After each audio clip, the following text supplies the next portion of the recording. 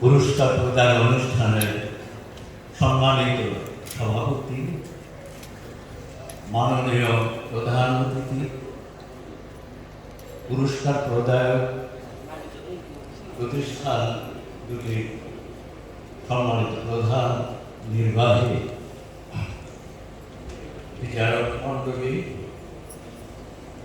এবং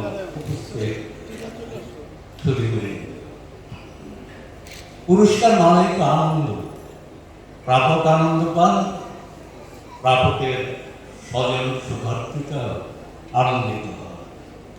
তা আমার আজকের আনন্দের সঙ্গে একটু অস্বস্তি, মানে নার্ভাস বোধ করছি। কারণ এই আড়ম্বরপূর্ণ পুরস্কার প্রদান অনুষ্ঠান, এই অনুষ্ঠানের হাই প্রোফাইল মাননীয় প্রধান অতিথি, বিশিষ্ট অতিথিবর্গ, অন্যদিকে আমি নিগৃহীত জানি একজন সাধারণ লেখক। এর আগে কোনো অনুষ্ঠানের হোটেল শোনাবে না, আসিও। অবশ্যই আমি বেশ কিছু পুরস্কার পেয়েছি, সেগুলো গত শতাব্দীর 80-90 দশকে। বাংলা একাডেমি পুরস্কারটা পেয়েছিলাম 1958 সালে। ওই সময় এখন যেমন মাননীয় প্রধানমন্ত্রী বাংলা একাডেমি পুরস্কার প্রদান করেন, আমাদের সময় সেটা ছিল না। আমার হাতে পুরস্কারটি তুলে দিয়েছিলেন ওই সময় বাংলা একাডেমির সভাপতি কবি শামসুর রহমান। অনুষ্ঠানে আজকের মতো এত বিশিষ্ট অতিথিবর্গ ছিলেন না। মঞ্চের দিকে তাক করা প্রচার মিডিয়ার আলো ঝলসানো ক্যামেরা হাতার ছিল না। তবু ওই পুরস্কারটি পেয়ে বেশ আনন্দ হয়েছে। এরপর গত প্রায় 2 যুগ ধরে আমি কোনো সাহিত্য পুরস্কার পাইনি। লেখালেখি যেহেতু আমার মূল কাজ, লিখে গেছি নিয়মিত, বইও প্রকাশ হয়েছে প্রতি বছর। তারপরেও কোনো পুরস্কার, সাহিত্য পুরস্কার না পাওয়ার জন্য কোনো খেদ জাগেনি, বা পুরস্কার না পাওয়ার কারণে নিজেকে কখনো ব্যর্থ লেখকও ভাবি।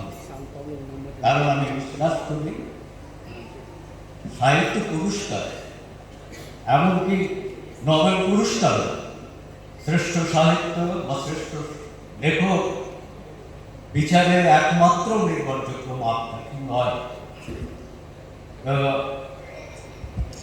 প্রকৃত লেখক সাহিত্য পুরস্কারের জন্য তাকিয়ে লেখেন না, আমিও লিখি। এই পরিস্থিতিতে প্রাক ব্যাংক সমকাল সাহিত্য পুরস্কার পাওয়ার খবরটি প্রথম আমার সমকালের সাহিত্য সম্পাদক মাহবুব বাজিদ যখন আমাকে সম্ভাবনার কথা জানান, আমি খুব গুরুত্ব দিইনি, প্রথম দিকে বিশ্বাসও হয়নি। কারণ এই পুরস্কারের জন্য আমি বইও জমা দিইনি, প্রকাশককে বইও জমা দিতে বলিনি। এখন তো এই পুরস্কার গ্রহণ করে এটা খুব স্পষ্ট আমার কাছে যে সমকালে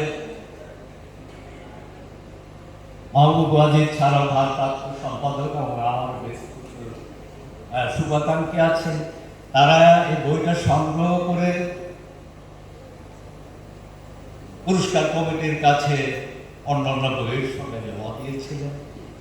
আর আমার এই বইয়ের প্রতিভাজন প্রকাশক উসমান বলি, বই যেহেতু খুব বেশি বিক্রি হয় না, একটা ভালো বই করার স্বীকৃতি পেতে এবং পুরস্কারের তকমা পেলে বই কিছু বিক্রি বেশি হবে এই আশাতেও সম্ভবত বইটা জমা দিয়েছিলেন। এবং এবারের শ্রদ্ধেয় বিচারক মণ্ডলী, বিদগ্ধ যারা লেখক পাঠকও বটেন, আমার বইটিও পড়েছেন।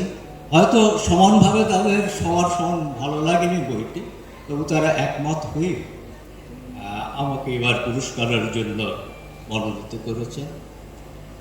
সব মিলিয়ে এই যে প্রাপ্তি, এটা আমার জন্য সত্যি আনন্দদায়ক, এবং এই প্রক্রিয়ার সঙ্গে এই আমাকে আনন্দ উপহার দেওয়ার জন্য যারা জড়িত সংশ্লিষ্ট সকলের কাছে আমি কৃতজ্ঞতা জানাই। আমাদের দেশে পুরস্কারগুলো নিয়ে, সাহিত্য পুরস্কার নিয়ে কিছু বিরূপ সমালোচনা হয়। দেশের একজন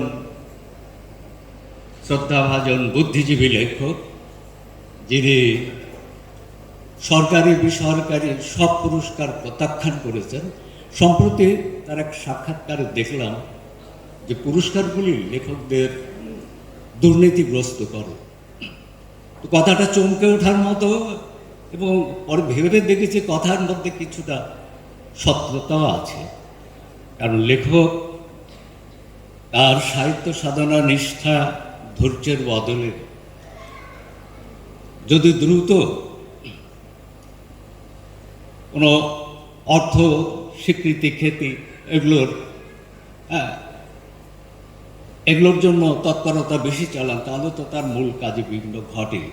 হ্যাঁ, তো আমি আমার সৌভাগ্য বা দুর্ভাগ্য, ওই লেখালেখি ছাড়া এসব তৎপরতা চালানোর কোনো আমার মধ্যে সেই ক্ষমতা বা যোগ্যতাও নেই। না চাইতেই যে এই পুরস্কারটি আমি এটা পেয়েছি, হ্যাঁ, এর জন্য আপনাদের সকলকে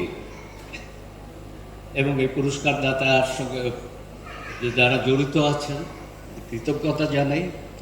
আর এই আজকের এই আনন্দ অনুষ্ঠানে মাননীয় প্রধান অতিথি থেকে শুরু করে আমার 11 বছরের জ্যেষ্ঠ নাতি উপস্থিত আছে, আমার আনন্দ শরীক হয়েছে। সকলকে শুভেচ্ছা, ভালোবাসা।